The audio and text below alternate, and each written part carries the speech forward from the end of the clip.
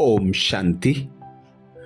18 जनवरी 1969 को पिता श्री जी के अव्यक्त होने के बाद हम बच्चों को अव्यक्त बनाने के लिए, संपूर्ण संपन्न बनाने के लिए बाप दादा ने दादी हृदय मोहिनी जी, गुलजार दादी जी के माध्यम से हम बच्चों से मिलन मनाया, जिसमें 23 जनवरी 1969 को बाप दादा ने अटेंशन खिंचवाया। अस्थियां हैं स्थिति की स्मृति दिलाने वाली, अस्थियां हैं स्थिति की स्मृति दिलाने वाली।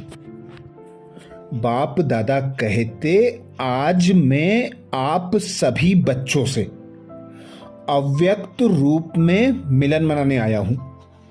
जो मेरे बच्चे अव्यक्त रूप में स्थित होंगे वही इसको समझ सकेंगे। आप सभी बच्चे अव्यक्त रूप में स्थित हो। किसको देख रहे हो? व्यक्त रूप में या अव्यक्त रूप में? आप व्यक्त हो या अव्यक्त? अगर व्यक्त में देखेंगे तो बाप को नहीं देख सकेंगे। आज अव्यक्त वतन से मुलाकात करने आया हूं। अव्यक्त वतन में आवाज नहीं, परंतु यहां आवाज में आया हूं। आप सभी बच्चों के अंदर में कौन सा संकल्प चल रहा है? अभी यह अव्यक्त मुलाकात है। जैसे कल्प पहले मिसल बच्चों से रूह रिहान चल रही है। रूह रिहान करने मीठे मीठे बाबा ने आप सभी बच्चों से मिलने भेजा है। जो थे वही अब भी हैं। 2-3 दिन पहले मीठे मीठे बाबा से रूह रिहान चल रही थी।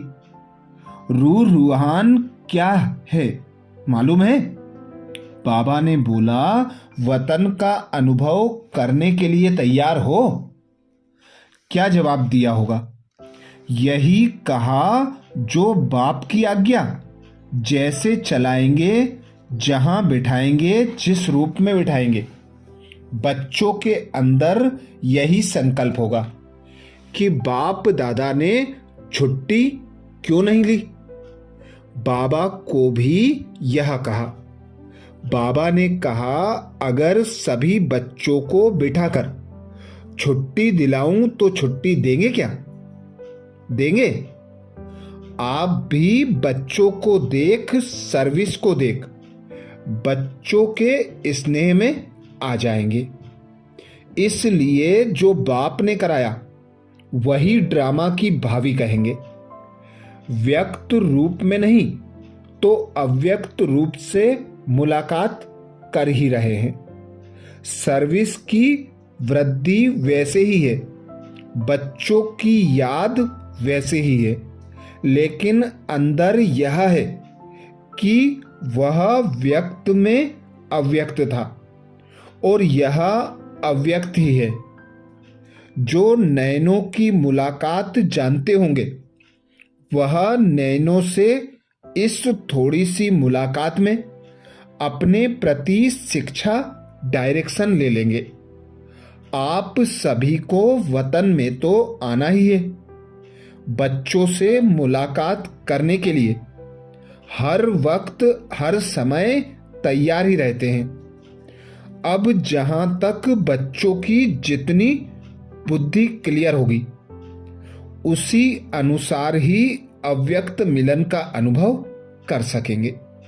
शक्ति स्वरूप में स्थित हैं दीदी से। जैसे साथ थे वैसे ही हैं, अलग नहीं। अभी शक्ति स्वरूप का पार्ट प्रत्यक्ष में दिखाना है। जो बाप की शिक्षा मिली है वह प्रैक्टिकल में करके दिखाना है। शक्ति सेना बहुत है, अभी पूरा शक्ति स्वरूप बन जाना। अभी तक बच्चे और बाप के स्नेह में चल रहे थे। अब फिर बाप से जो शक्ति मिली है, उस शक्ति से औरों को ऐसा सर्वशक्तिवान बनाना है। वही बाप के स्नेही बाप के साथ अंत तक रहेंगे। अभी मीठे मीठे बाबा दृश्य दिखला रहे हैं आप सभी बच्चों का। आप अस्थियां उठा रहे थे। अस्थियों को नहीं देखना, स्थिति को देखना। यह अस्थियां स्थिति स्वरूप है। एक एक रग में स्थिति थी, तो बाहर से वह अस्थियों को रखा है, परंतु इसका अर्थ भक्ति मार्ग का नहीं उठाना। इन अस्थियों में जो स्थिति भरी हुई है, हमेशा उसको देखना। साधारण मनुष्यों को यह बातें इतना समझ में नहीं आएंगी। बच्चों का स्नेह है और सदा रहेगा, 21 जन्म तक रहेगा। आप सभी सतयुगी दुनिया में साथ नहीं चलेंगे, राज्य साथ नहीं पाएंगे। साथ ही हैं, साथ ही रहेंगे जन्म जन्मांतर तक। कभी भी ऐसा नहीं समझना बाप है दादा नहीं, या दादा है तो बाप नहीं। हम दोनों एक दो से एक पल भी अलग नहीं हो सकते। ऐसे ही आप अपने को त्रिमूर्ति ही समझो। इसलिए कहते हैं त्रिमूर्ति का बेज हमेशा साथ रखो। जब ब्रह्मा, विष्णु और शंकर तीन को देखते हो तो आपके भी त्रिमूर्ति की याद, अर्थात अपना स्वरूप और बाप दादा की याद, त्रिमूर्ति की स्थिति मशहूर है। इसमें ही आप सभी बच्चों का कल्याण है। कल्याणकारी बाप जो कहते हैं, जो कराते हैं, उसमें ही कल्याण है। इस एक एक महावाक्य में, एक एक नजर में बहुत कल्याण है। लेकिन स्थूल को परखने वाले कोई कोई अनन्य और महारथी बच्चे हैं। अब आप भी इतना ही शीघ्र कर्मातीत स्थिति में स्थित रहने का पुरुषार्थ करो। जैसे यहाँ हर समय बाप दादा के साथ व्यतीत करते थे, वैसे ही हर कर्म में हर समय अपने को साथ ही रखा करो। बच्चे यही शिक्षा याद रखना, कभी भूलना नहीं। संबंध, स्नेह, स्मृति स्वरूप, साथ साथ सरलता स्वरूप, समर्पण और एक दो के सहयोगी बन सफलता को पाते रहना। सफलता आप सभी बच्चों के मस्तक के बीच चमक रही है। अब बहुत समय हुआ है, और कुछ कहना है? सूक्ष्म वतन में बैठे भी हर बच्चे की दिनचर्या, हर बच्चे का चार्ट सामने रहता है। व्यक्त रूप से अभी तो और ही स्पष्ट रूप से व्यक्त रूप की तुलना में देखते हैं, इसलिए सभी की रिजल्ट देखते रहते हैं। जितना अव्यक्त स्थिति में स्थित होंगे, उतना उस अव्यक्त स्थिति से कर्मेंद्रियों द्वारा कर्म ऐसा होगा जैसे श्रीमत राय दे रही है। यह अनुभव बच्चे पाएंगे। अब अपनी अव्यक्त स्थिति के आधार से ऐसा काम करना जैसे श्रीमत के आधार से हर काम हो रहा है।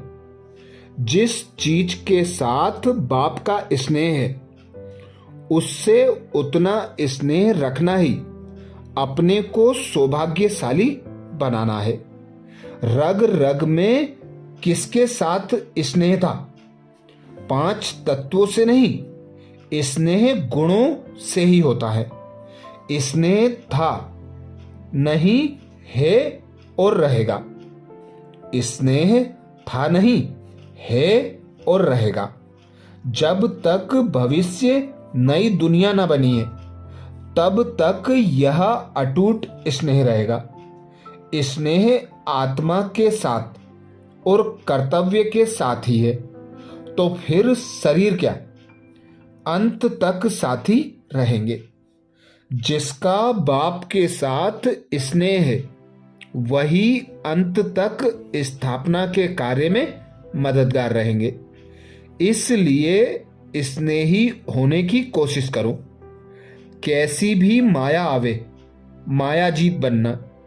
जैसे बेज लगाते हो वैसे मस्तक पर यह विजय का बेज लगाओ। मधुबन का नक्शा सारे वर्ल्ड के सामने म्यूजियम के रूप में होना चाहिए।